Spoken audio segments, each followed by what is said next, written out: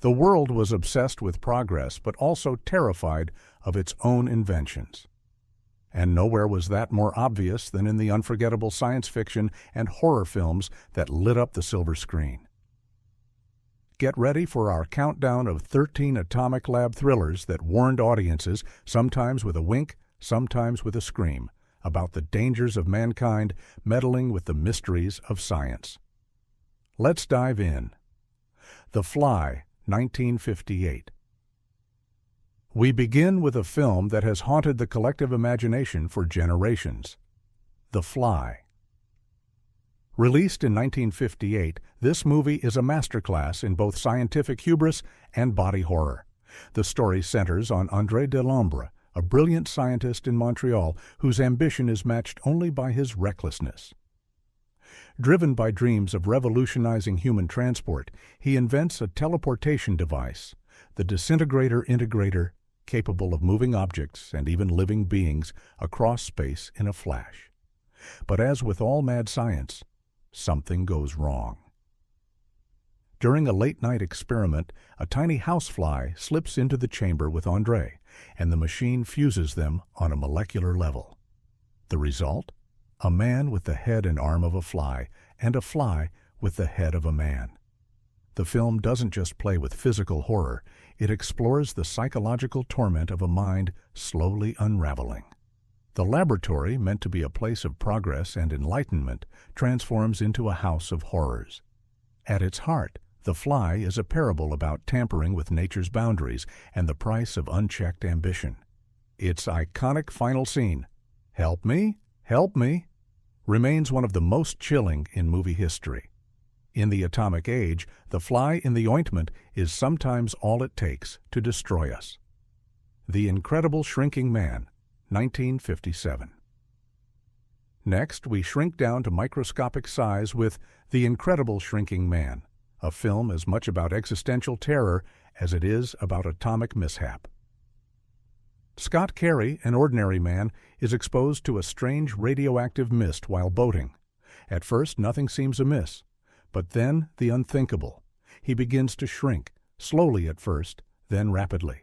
His doctors are baffled, his wife is heartbroken, and soon Scott finds himself fighting for survival in a world where every day has become monstrous.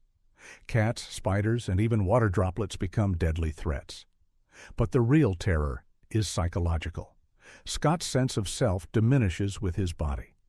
The science here is more metaphor than reality, reflecting 1950s fears about radiation and the unknown side effects of nuclear progress. The film's narration is haunting, asking questions about humanity's place in the universe as Scott shrinks into the subatomic. The atomic age gave us big monsters, but also showed us how small and fragile we really are. The Incredible Shrinking Man is a testament to the anxieties of its era, warning that science's unintended consequences might make us feel powerless, even in our own homes. The Thing from Another World, 1951.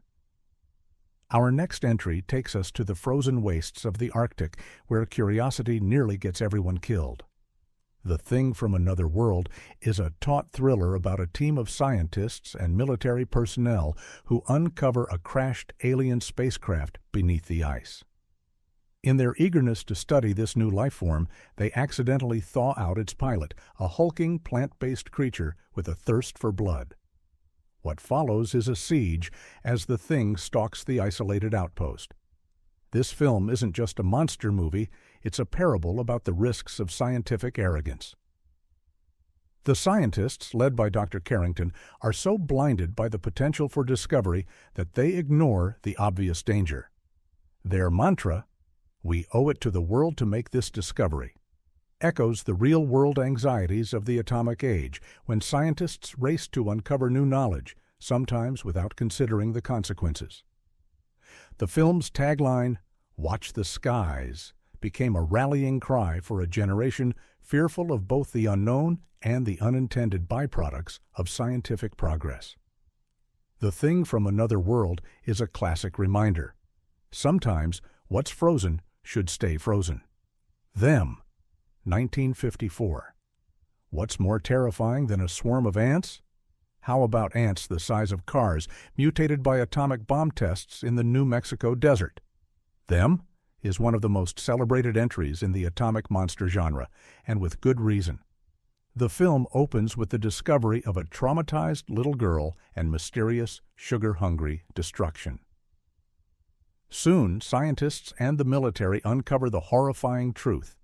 Radiation from the first atomic bomb has created giant ants with a taste for human flesh.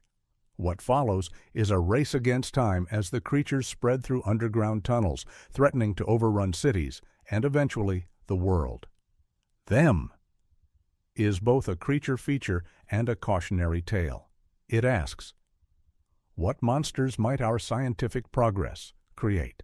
The film is filled with buzzing Geiger counters, concerned entomologists, and a palpable sense that humanity's reach may have finally exceeded its grasp. The ants are terrifying, yes. But the real horror is the invisible force that made them. Atomic radiation, unleashed by humans who thought they could control it. Them remains a chilling reminder that nature, once tampered with, can turn on us in unimaginable ways. Tarantula, 1955. The desert is once again the setting for scientific disaster in Tarantula. Here, a well-meaning scientist attempts to solve the problem of world hunger by developing a radioactive serum that accelerates growth. The idea: create gigantic livestock to feed the masses. The reality: his experimental tarantula escapes and grows to monstrous proportions. The creature's rampage through the countryside is both thrilling and unnerving. Tarantula uses its oversized arachnid to literalize the dangers of scientific overreach. The visuals, miniature sets, terrified townsfolk, and a grotesque swelling tarantula are the stuff of nightmares. But the film also plays on the era's fear of mutation and the unknown consequences of radiation. Science is depicted as both hopeful and hazardous. One wrong calculation, and the dream of progress becomes a nightmare. The atomic age promised miracles, but movies like Tarantula reminded audiences that even the best intentions can go disastrously wrong. The film's final battle, with military jets strafing the gigantic spider, is as much a warning as a spectacle. Nature, when altered by science, always finds a way to fight back. The Beast with a Million Eyes, 1955. In The Beast with a Million Eyes, the menace isn't a rampaging monster, but a disembodied alien intelligence drawn to Earth by mankind's own radio waves. The film is set on a remote desert farm where a family finds themselves besieged by strange behavior from animals and eventually each other. The cause? A mind-controlling alien bent on conquering the planet. Its influence seeps through radios and telephones, taking over the minds of both humans and creatures alike. The film's low budget is masked by its chilling premise. What if our own inventions, designed to bring the world closer, become the means by which an invader enters our minds? The atomic era's obsession with invisible forces, radiation, microwaves, the power of the mind, finds fertile ground here. The Beast with a Million Eyes asks us to consider: could the next great threat arrive not in a spaceship, but through the very technology we use every day? It's a warning that science, while miraculous, can also open doors best left closed. The Amazing Colossal Man, 1957. Atomic testing strikes again in The Amazing Colossal Man. This time, an Army officer is caught in the blast of a plutonium bomb and begins to grow uncontrollably, soon reaching over 60 feet in height. But as his body expands, his mind deteriorates. Isolated, tormented, and increasingly violent, the once heroic Glenn Manning becomes a danger to everyone around him. The film's visual effects, forced perspective, miniature sets, and creative camera work underscore the tragedy at its heart.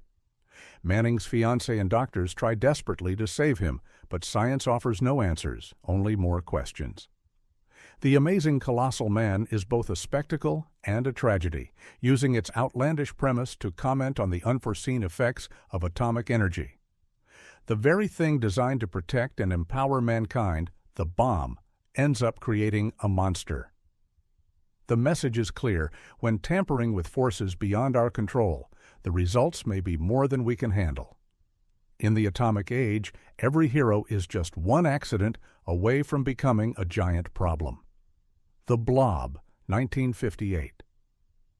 A meteorite crashes into the quiet town of Downingtown, Pennsylvania, marking the arrival of one of cinema's most memorable monsters, the Blob. What begins as a small, glistening mass of red jelly turns deadly when it attaches itself to an unsuspecting old man, quickly devouring him and growing larger with each victim. Steve Andrews, played by a young Steve McQueen, and his girlfriend Jane witnessed the horror firsthand, but face disbelief from the local authorities. As the Blob oozes through theaters, diners, and sewers, the townsfolk's skepticism dissolves into panic. The real terror of the Blob isn't its speed or intelligence, but its unstoppable, formless hunger. Every attempt to halt its progress fails. Bullets, fire, and brute force are useless. Only when the creature is finally cornered do the scientists discover its weakness: intense cold. The Blob is ultimately frozen and airlifted to the Arctic, a temporary victory that leaves viewers with a chilling final note. As long as the Arctic stays cold, the Blob remains contained. The film is a parable about the unknown and the uncontrollable, a direct reflection of the 1950s fear that human ingenuity might awaken forces that can never be put back to rest. It Came from Beneath the Sea, 1955. The oceans, mysterious and vast, have always concealed secrets. In It Came from Beneath the Sea, mankind's experiments with nuclear energy disturb an ancient horror resting deep beneath the Pacific waves: a colossal irradiated octopus.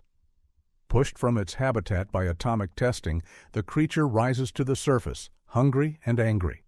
Its long, writhing tentacles drag ships under the water and crush lighthouses as scientists and the Navy scramble to understand what they're up against.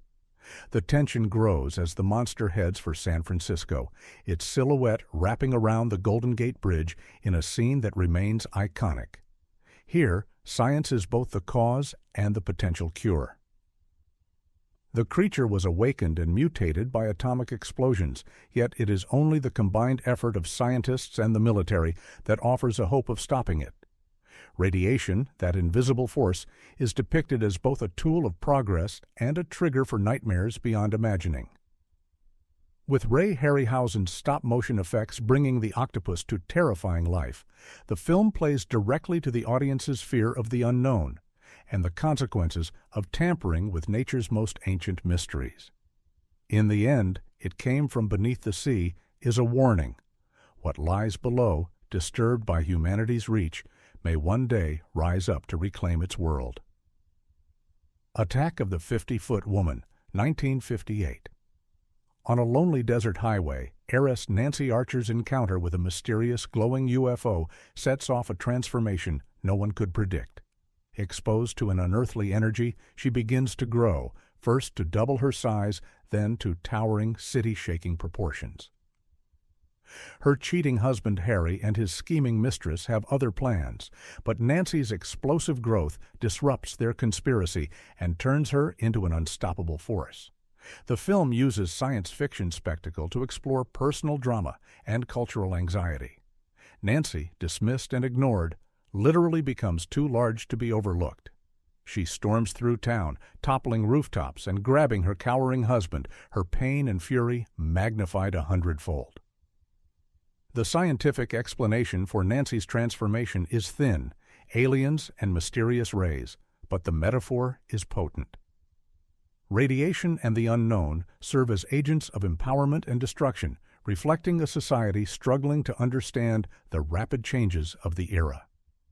Attack of the 50-Foot Woman mixes camp, social commentary, and atomic age paranoia into a singular vision, reminding audiences that the line between victim and monster is sometimes paper-thin. In a world transformed by science, it asks who really has control and what happens when the powerless finally gain it. The Quatermass Experiment, 1955. The rocket's return to Earth should be a triumph, but instead it's a harbinger of terror. Only one astronaut, Victor Carroon, survives the voyage, and he is strangely altered. British scientist Bernard Quatermass begins a desperate investigation as Carroon's body and mind transform, revealing a horrific truth. The astronaut has been infected by an alien organism.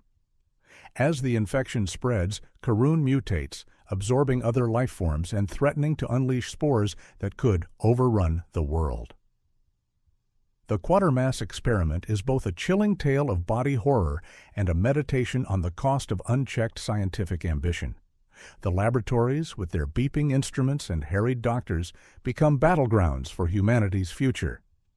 The film plays directly into Cold War fears of contamination and the perils of rapid technological advancement.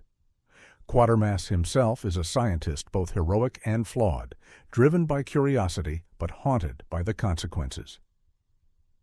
The drama unfolds with relentless tension, culminating in a climactic confrontation inside Westminster Abbey. The message is stark. In the pursuit of knowledge, humanity must also respect its limits, or face consequences that reach far beyond this world. Donovan's Brain, 1953. A stormy night, a tragic accident, and a laboratory filled with humming machines set the stage for Donovan's Brain. Scientist Dr. Patrick Corey saves the brain of dying millionaire W. H. Donovan, hoping to learn the secrets of consciousness and mind. But what begins as a medical miracle turns sinister as Donovan's mind, preserved in a glass tank, begins to dominate Corey, compelling him to carry out Donovan's ruthless schemes. The film is an exploration of the boundaries between life and death, body and mind. The lab, meant to be a place of healing and discovery, becomes a chamber of obsession and loss. Corey's struggle to resist the growing mental influence of Donovan's brain is both suspenseful and tragic, a stark warning about the unforeseen consequences of meddling with the fabric of life itself. The film asks, can we ever truly separate science from the ambitions and flaws of its practitioners?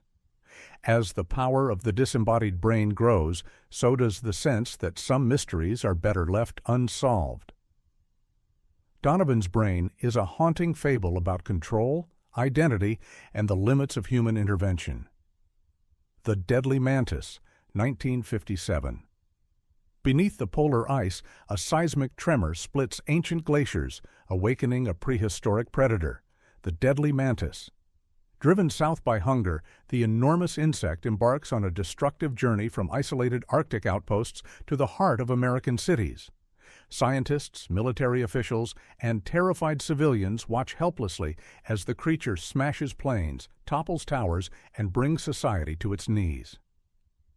The film's tension lies in the clash between man and nature. Every new weapon, every ingenious plan seems futile in the face of something so primeval and powerful. The mantis is both monster and metaphor, a symbol of nature's capacity for revenge when disturbed by human meddling, especially through atomic testing and climate disruption. Laboratories, radar stations, and command centers become war rooms in the struggle for survival. The Deadly Mantis is a powerful reminder that the forces humanity tries to control are always waiting beneath the surface, ready to emerge. In the end, it is vigilance, cooperation, and humility that save the day, leaving audiences with the sobering realization that some threats, once awakened, can never be fully put to rest. As we've seen, the atomic age of the 1950s gave us more than just wild monsters and mad scientists. It gave us stories that still thrill, chill, and make us think about the price of progress. If you enjoyed this countdown of science gone wrong and the cinematic classics that brought those fears to life, be sure to give this video a thumbs up, share it with fellow movie fans, and don't forget to subscribe to our channel for more deep dives into film history and science fiction favorites. Got a favorite atomic era thriller we missed? Let us know in the comments below. Thanks for watching, and until next time, keep your Geiger counter close and your imagination even closer.